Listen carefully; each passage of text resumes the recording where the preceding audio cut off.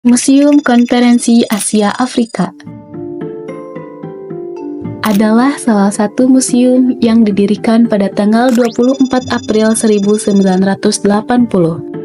Museum ini memiliki berbagai artefak, foto, dokumen, dan benda-benda bersejarah terkait konferensi.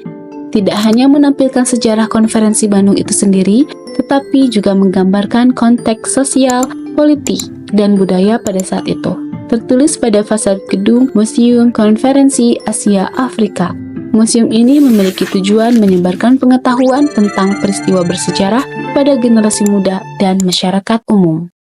Berdirinya museum ini dilatar belakangi oleh gagasan Profesor Dr. Mochtar Kusumaatmadja, SHLLM, untuk mendirikan Museum Konferensi Asia Afrika di Bandung.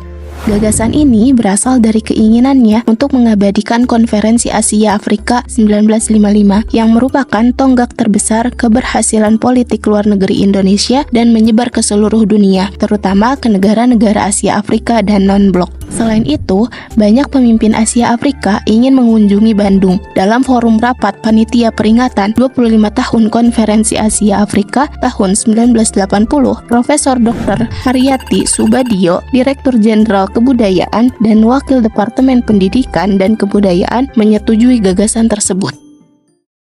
Bangunan ini dulunya dibangun untuk sosiatikan kerja tempat berkumpulnya para elit Eropa sebelum menjadi Gedung Merdeka. Gedung ini dibangun pada 29 Juni 1879 di persimpangan Jalan Asia Afrika dan Jalan Braga. Gedung ini didirikan dengan tujuan untuk de bevordering van gezellig verkeer, artinya meningkatkan hubungan di Bandung dengan Eropa. Lalu, bangunan ini berganti nama menjadi Daitoa Kaman dan berfungsi sebagai pusat kebudayaan selama masa pendudukan Jepang di Indonesia. Bangunan tersebut digunakan sebagai markas pejuang kemerdekaan Indonesia melawan pasukan Jepang setelah Indonesia mengumumkan kemerdekaannya pada 17 Agustus 1945. Pada tahun 1954, pemerintah Indonesia memilih Bandung sebagai tuan rumah Konferensi Asia Afrika. Gedung Concordia dipilih sebagai tempat konferensi internasional tersebut. Bangunan ini saat itu merupakan aula termegah dan terbesar di Bandung. Untuk memenuhi kebutuhan konferensi internasional, Insinyur R. Srigati Santoso merenovasi gedung ini pada awal 1955 dan berganti nama menjadi Gedung Merdeka. Sekarang, gedung ini adalah Museum Asia Afrika.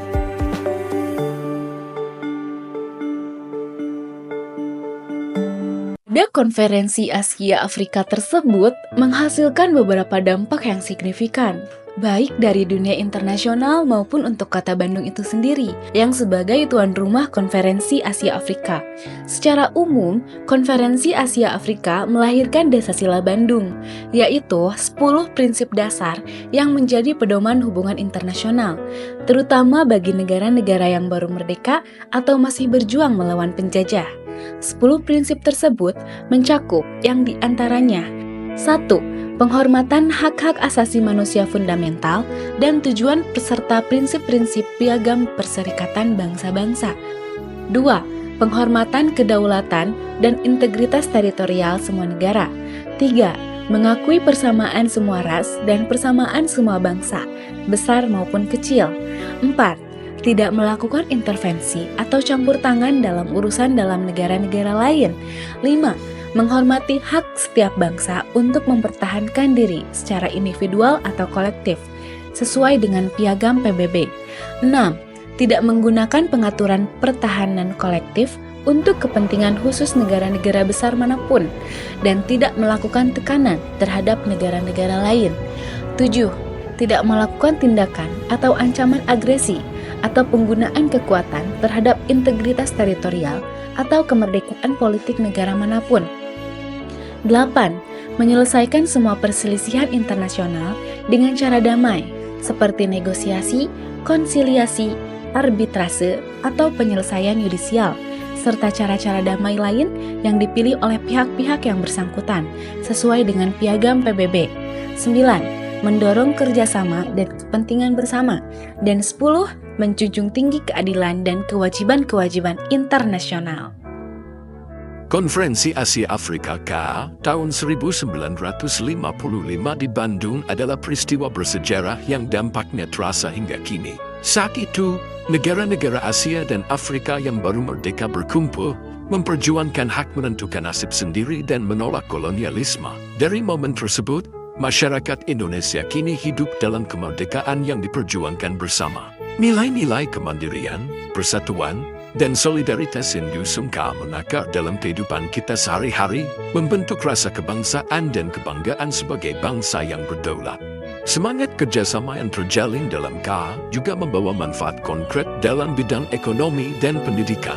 Produk-produk dari berbagai negara Asia dan Afrika kini hadir di pasar kita, membuka peluang usaha baru. Selain itu, banyak program pertukaran pelajar dan beasiswa yang memberikan kesempatan generasi muda belajar ke luar negeri. Hal ini memperkaya wawasan global masyarakat dan meningkatkan kualitas sumber daya manusia yang pada akhirnya memperkuat daya saing bangsa di dunia internasional. Nilai-nilai yang digaungkan dalam KA, seperti saling menghormati dan menolak diskriminasi, tercermin dalam sikap masyarakat kita saat ini. Toleransi dan keterbukaan terhadap perbedaan budaya semakin berkembang. Dalam kehidupan sehari-hari, ini tampak dalam interaksi antar warga yang penuh penghormatan dan kerjasama lintas budaya. Di era globalisasi, semangat KA tetap relevan. Masyarakat Indonesia kini lebih terbuka terhadap kerjasama internasional namun tetap menjaga identitas bangsa. Gotong royong, musyawarah, dan solidaritas masih menjadi bagian penting dari budaya kita. Hal ini tercermin dalam banyak kegiatan sosial, baik di tingkat komunitas maupun nasional, yang mengedepankan kerjasama untuk kemajuan bersama. Sekian video expo dari kami. Mohon tidak kesalahan. Thank you. Happy watching. Kasih guys, jangan ya.